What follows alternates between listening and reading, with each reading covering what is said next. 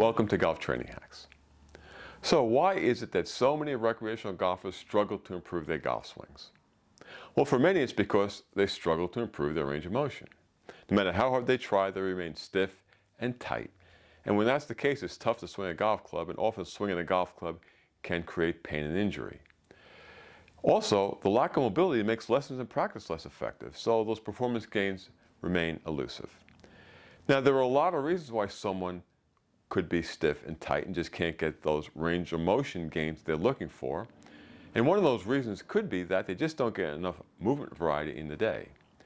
But for those recreational golfers who are trying to increase their range of motion and just not getting the results, well, it's probably because they're not mobilizing correctly.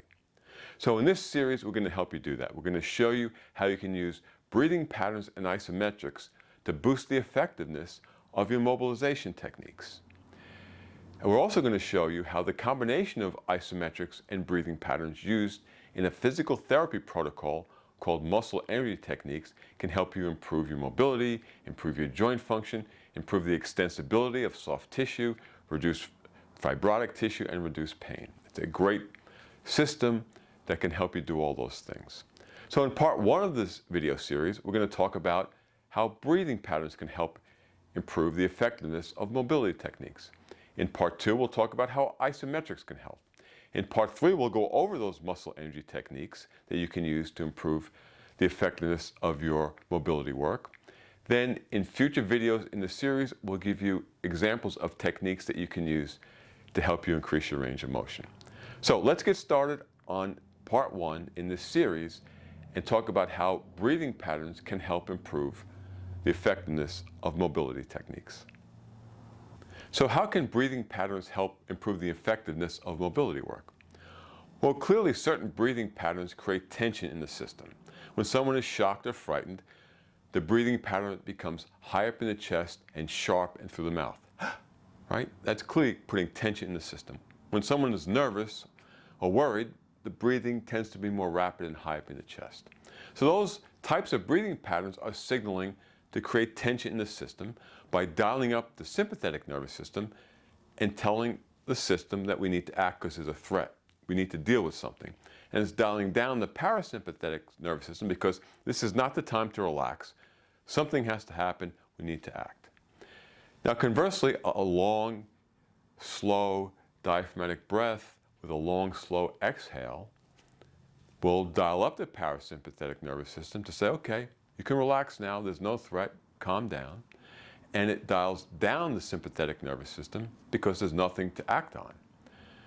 So that's how the breathing patterns can begin to influence your nervous system. Now, you don't shut one off and turn the other one on. These are dials. They go up and down, so to speak.